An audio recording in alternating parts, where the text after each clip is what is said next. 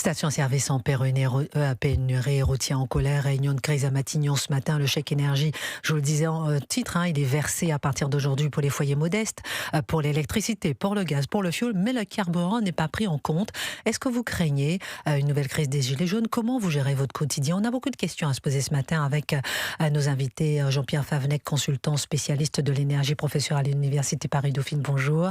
Avec François Pirard, directeur de l'Observatoire Hexagone, bonjour. Bonjour. Gabriel Cluzel, Thomas Bonnet, vous êtes dans le studio d'Europe 1 avec nous. D'abord, écoutons Maude Bréjon. J'ai envie de vous entendre un petit peu ce matin pour savoir, est-ce qu'il y a quelque chose qui peut changer ce matin? Est-ce qu'on n'est pas peut-être au bord d'une crise des Gilets jaunes? Écoutez Maude Bréjon, ministre chargée de l'énergie, qui était l'invité de TF1 ce matin. Moins de 10% des stations ont des difficultés totales ou partielles. Je veux dire une chose pour préciser ce chiffre-là. La grande majorité d'entre elles concernent des stations Total Énergie, parce que vous savez que Total Énergie a mis en place un prix plafond, ce qui génère une influence dans un grand nombre de leurs stations-service et ce qui crée ce type de tension. Pour autant, il n'y a aucun risque de rupture d'approvisionnement à l'heure où on se parle. Je rappelle qu'on a toujours nos stocks stratégiques. 100 millions de barils. On s'est engagé à en libérer progressivement auprès de l'AIE 14,5 millions. Nous n'avons pas encore atteint ces 14,5 millions. Donc nous avons de la marge et nous répondrons autant que nécessaire aux difficultés d'approvisionnement ponctuelles qui sont aussi dues à des soucis logistiques. Mesdames, messieurs, tout va bien circuler, il n'y a rien à voir, on ne sera pas en rupture. Et les 12% de rupture de pénurie, ce n'est rien. C'est ça, Gabriel Cluzel, c'est ce qu'il faut comprendre. Oui, c'est un peu tout va très bien, Madame la Marquise, mais pour les Français, c'est un peu différent. Il y a une inquiétude qui monte dans tous les foyers. Alors, je constate que...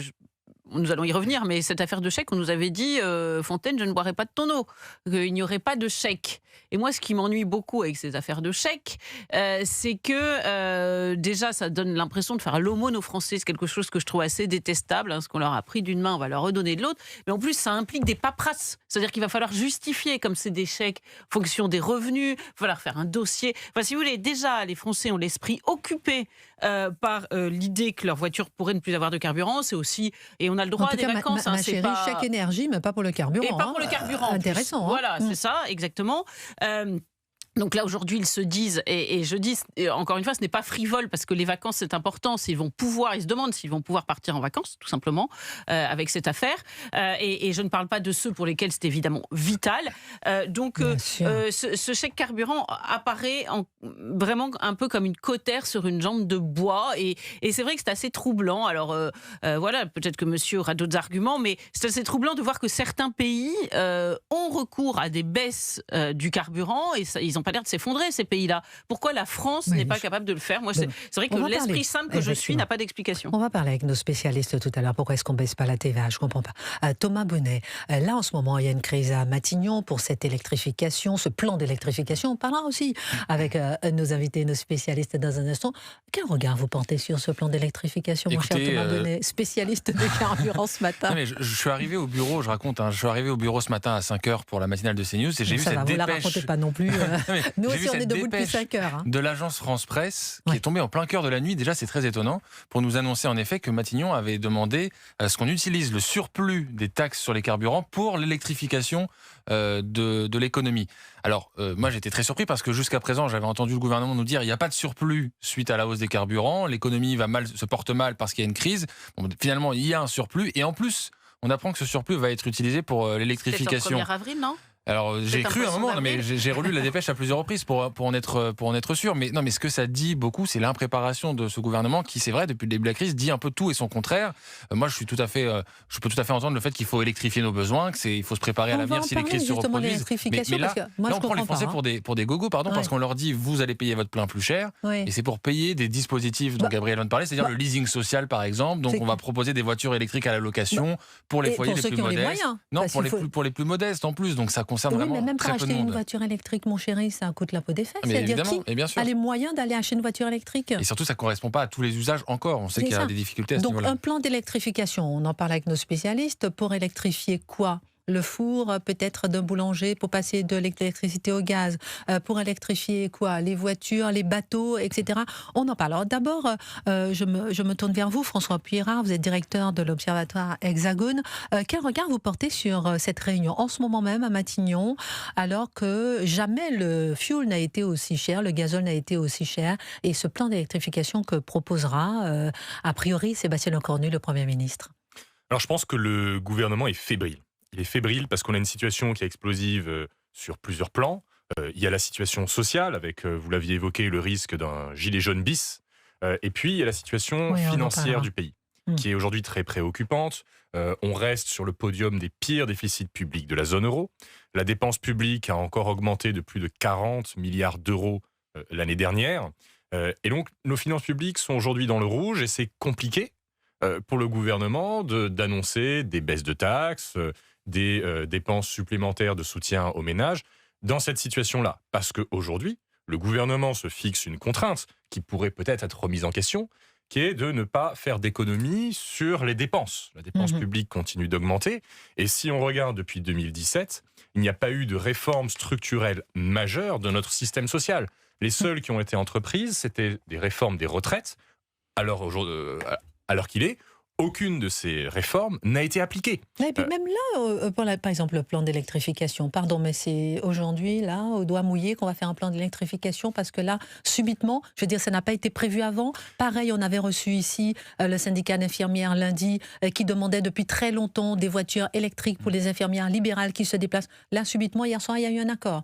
Subitement. Là, il semble y avoir une sorte de confusion entre des mesures qui doivent être des mesures structurelles, qui doivent être des mesures planifiées. Par exemple, l'électrification, c'est du domaine de la planification, c'est à long terme, c'est de la stratégie.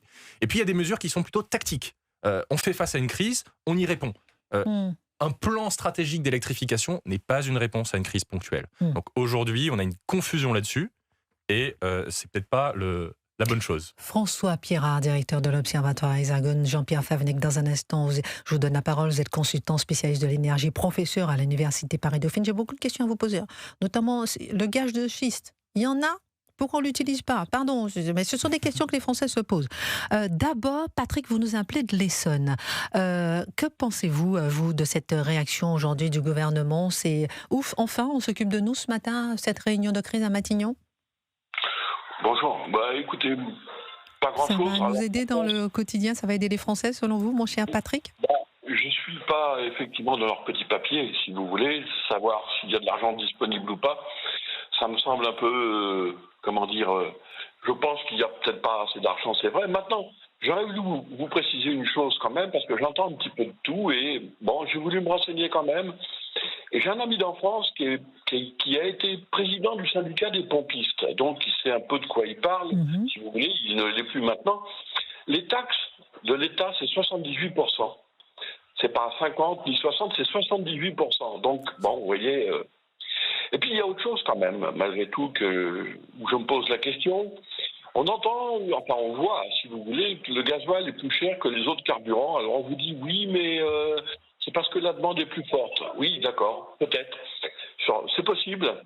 Maintenant, dans la colonne de distillation, vous savez, l'essence coûte plus cher, puisqu'il y a d'abord le gasoil, et ensuite le kérosène, et ensuite l'essence, si vous voulez. Donc, ça coûte plus cher à fabriquer de l'essence que du gasoil. Donc, j'ai envie de dire, l'un dans l'autre, je ne comprends pas comment se fait-il que le gasoil soit si cher. Alors, on va marquer une pause pour répondre peut-être à Patrick. Comment ça se fait que le gazole soit aussi cher? Il l'a dit un peu, c'est-à-dire qu'il y a, et c'est vrai, il y a une forte demande de gazole. Il se trouve que on oublie un peu. Rapprochez-vous un petit peu du micro, mon cher Jean-Pierre Favennec. Donc, il y a une très forte demande de gazole. Donc, c'est un produit qui est très demandé à la fois par toutes les camions, les bus, etc. Et quand on sait sur une autoroute qu'on voit les camions, on voit qu'il y a quand même beaucoup de transport. Et eux, ils utilisent du gazole. L'essence est un produit qui est relativement moins demandé. Alors, il y a des évolutions actuellement, puisque il fut un temps, donc, le gazole était très demandé, puis il y a eu le fameux Dieselgate, qui fait qu'on n'aime plus beaucoup le gazole. Mais en gros, c'est ça. La deuxième question, alors, il y avait plusieurs remarques qui ont été faites sur les taxes. Les taxes représentent maintenant un peu moins que les 78% qui ont été négociés. C'était à l'époque où le prix de l'essence était de 1,60. Quand on est à $2, les taxes représentent moins. Mais ça reste évidemment assez important. À peu près, c'est combien? C'est 57%? Je ne me rappelle plus. Je ne sais plus, c'est de l'ordre de 60%, je pense, actuellement, à peine. Et puis l'autre point, donc sur les différences de coûts de production, en fait, à la sortie de la raffinerie, l'essence et le gazole, les coûts de production sont pas très différents. Peut-être un tout petit peu plus pour l'essence, mais très peu. Donc, je reviens sur la chose que le prix extrêmement élevé du gazole actuellement tient beaucoup au fait qu'il y a une forte demande de gazole. Et comme on en importe beaucoup aussi, ça impacte le prix du gazole à la pompe. Voilà pour votre réponse, mon cher Patrick. Ça vous convient? Vous avez une autre question peut-être à poser à Jean-Pierre Favennec?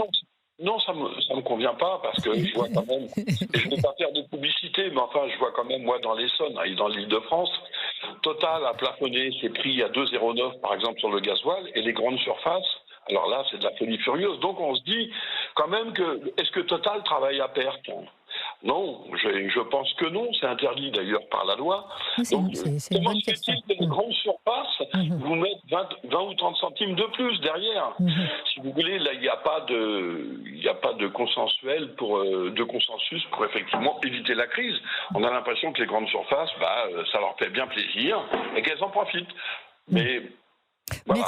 Merci beaucoup Patrick. On fait le tour de table effectivement pour répondre à ces questions. Merci infiniment de nous avoir appelé au 01 80 20 39 21 en direct sur Europe 1. Alors, qui peut répondre peut-être sur le fait que, est-ce que Total, Jean-Pierre Favennec, est-ce que Total, ils ont proposé, ils continuent jusqu'au 7 avril de plafonner à moins de 2 € le litre. Là, on voit qu'il y a déjà des stations-service qui sont en pénurie. Comme le disait Maud Bréjot, ce sont surtout ces stations-là qui sont en pénurie. Comment ça se fait que Total y arrive et pas les autres? Il y a une différence, c'est que le gazole, je vais simplifier beaucoup par rapport à la réalité, mais on y est assez près.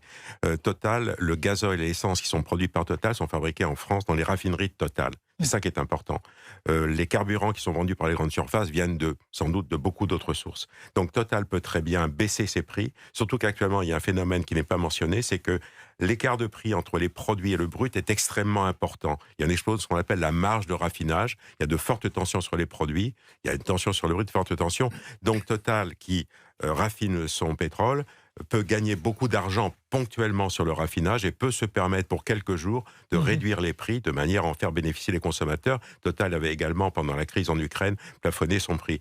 Voilà. Environ 1,50 €. 1,50 €. C'était négligeable à côté. C'était négligeable. Non. Cela dit, ça c'était consécutif à une hausse de 15 à 20% sur les 12 derniers mois. Donc il y avait quand même une forte augmentation et une annonce de hausse de fiscalité. Il y avait une différence importante aussi, c'est que ça découlait d'une décision gouvernementale qui était une hausse de la fiscalité sur le carburant. Là, du carbone. Du carbone. Là, ce qu'on peut dire, c'est que ça vient de la situation internationale. Donc c'est pas tout à fait la même chose, même si il faut dire que la façon avec laquelle le gouvernement gère plus ou moins bien, et je pense plutôt qu'il ne le gère pas très bien pour l'instant, la crise peut conduire à un mécontentement et à cette colère sociale et ensuite à une mobilisation. Et la décision, l'augmentation ne vient pas directement du gouvernement, c'est ça que je voulais dire. Thomas Bonnet sur Europe 1, très intéressant comme remarque, effectivement, parce que là on essaie de comprendre pourquoi là les Français, on sent qu'ils sont en colère, mais il y a une certaine tolérance. Tolérance jusqu'où? Attention, colère des pompiers, des routiers, colère des infirmières, etc., colère des transporteurs, colère des pêcheurs. Mais quelle différence justement par rapport au moment de cette crise des Gilets jaunes où il y avait cette augmentation de cette taxe carbone, on s'en souvient. Et est-ce que là, je pose 3 milliards de questions en même temps, mais est-ce que là, cette réunion de plan d'électrification, c'est pas prendre justement cette manne avec financière et la redistribuer justement, mais pas forcément à ceux qui en ont besoin?